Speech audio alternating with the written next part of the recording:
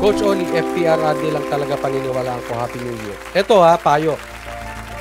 Kasi gigibain po ang Duterte. Maniwala po kayo, gigibain at gigibain ang Duterte. Gigibain ang DDS, gigibain po yan. Okay? Let's take the cue from PRRD himself. Paulit-ulit kong sinasabi yan. Thank you, Gina Estrobar. Maraming salamat po from Japan. Ang titingnan natin, ang susundan natin, si PRRD. Gaya lang last election, nagsalita si PRRD, maraming hindi nakinig.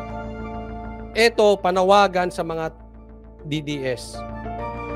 Ang cue natin, hindi naman po mahirap intindihin kay PRRD himself. Hindi kung kanino. Okay? Kasi pag giniba yan, gaya ng nangyari last election, trinay giniba. Kaya nagkawatak-watak kasi may nanggiba. Remember that. Kaya nagkawatak-watak po Okay? Pero kung lahat tayo nakinig, yung mga I'm talking about DDS, okay? Yung iba, kung nagboto sila ng Marcos, nung nagboto sila ng Lenny, I respect your decision. Pero I'm talking about the DDS na nahati. Kaya nga, I'm calling the DDS now. Okay?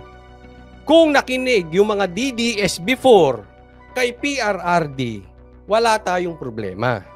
Naiintindihan. So, sabi ko nga, kung kayo ay nabudol, it's okay. Lahat naman tayo nagkakamali. Ang importante, nagsisi at hindi namin kayo sinisisi. Welcome. Pero magpapaalala ako ulit. Now, we don't repeat the same mistake again. Let me repeat that. Let's not repeat the same mistake again and again and again and again. So, pag nagkaroon ng confusion, we go back. Let's take the cue of PRRD himself. Period. Am I clear?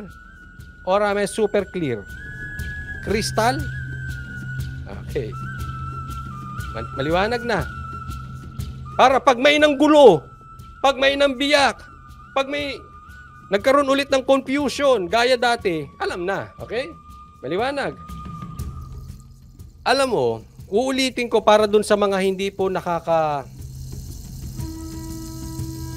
Ito i-present ko lang Coach Oli, totoo ba na kumalas si Banat Bay sa DDS? Sabi ni Krista Alina. Good question. Sasagutin ko lang. Uulitin ko yung Si Banat Bay po at kami, yung DDS na nagsimula bago pa mag-eleksyon. Hindi namin sinimulan. Ibig ko sabihin, sa simula pa lang, bago pa eleksyon, DDS na. Naiintindihan? Kaya hindi kumalas. Okay? Kami nga yung kalahati ng DDS na nakinig kay PRRD. Kami nga yung hindi nakinig sa pambubudol. Naiintindihan nyo bang mabuti?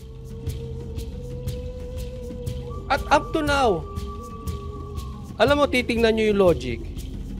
Alam nyo may award si Banat Bay sa Amerika? Alam nyo ba yun? Para dun sa hindi nakakaalam. Alam nyo kung sinong kasama niya sa award na yun?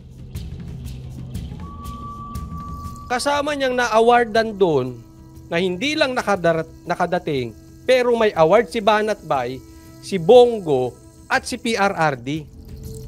Naiintindihan? Silang tatlo po ang may award sa Amerika. Magkakasama. Kailan lang, magkasama pa nga si Banat Bay, si Mocha at si PRRD. Paano kumala sa DDS? Baka mamaya magulat kayo, kasama pa namin si PRRD. Hindi ako nagsasalita ng tapos, but hello? Hindi po ito yung pakigamit ng utak lang. Sorry po.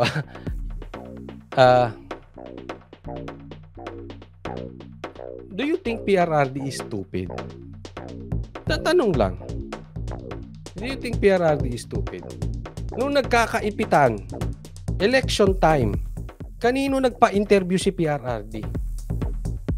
Kaninong vlogger lang? Petisyon sa Court of Appeals ang SMNI para questionin ang 30-day suspension sa kanila ng National Telecommunications Commission o NTC. Giit nila sa petisyon, nagkaroon ng grave abuse of authority ang NTC sa pagpataw agad ng suspensyon dahil hindi nila nagkaroon ng due process. Ayun. Ito, naniniwala ako dito. Tama yung nagsampa sila ng kaso na dito sa NTC, itong SMNI kasi nagkaroon ng grave abuse sa kanilang desisyon kasi walang due process. Hindi ka pwedeng suspindi ka lang ng suspindi nang hindi mo pinapakinggan yung kabilang partido. Huwag po tayong diktador, no? Ito, isa to sa main problem natin. Uulitin ko sa Pilipinas. Yung dapat nakakapagsalita, merong freedom of the press. Na-express natin yung sarili natin. Okay? Hindi po pwedeng basta kulong ng kulong tapos hindi mo narinig yung kabilang side. Kung ang pinaka-focus natin na sinusuportahan ay si Duterte, ito naman ang pinaka-problem natin ngayon. Kasi alam nyo po, ang lupit nito kasi ang bilis ng desisyon. Sa akin, NTC, yung inyong desisyon, MTRCB. Kayong dalawa, NTC, MTRCB. Para namang atang walang puso.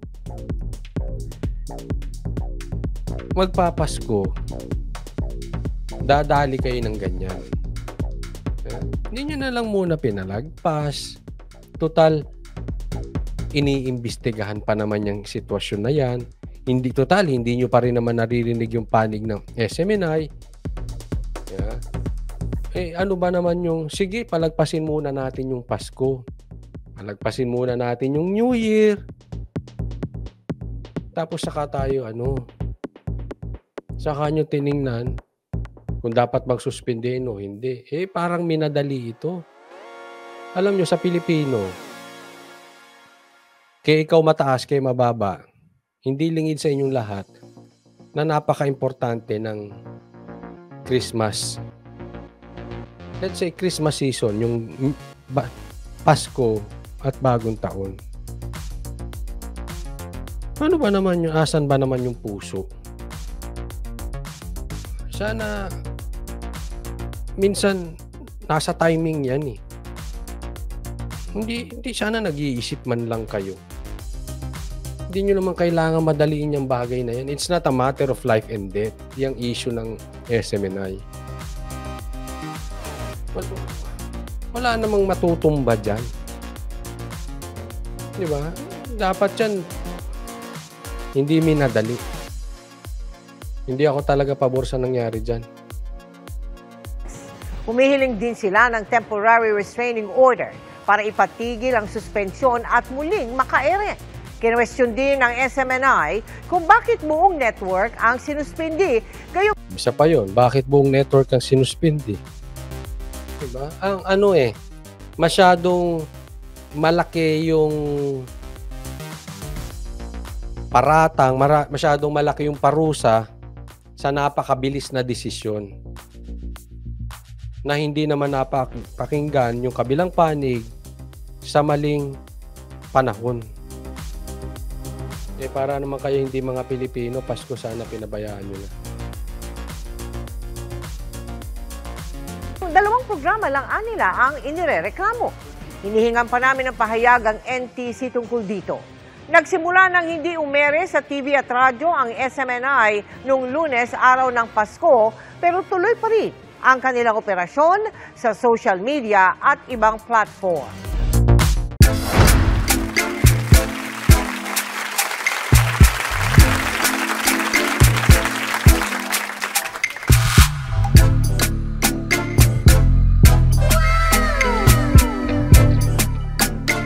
The next performance will start momentarily.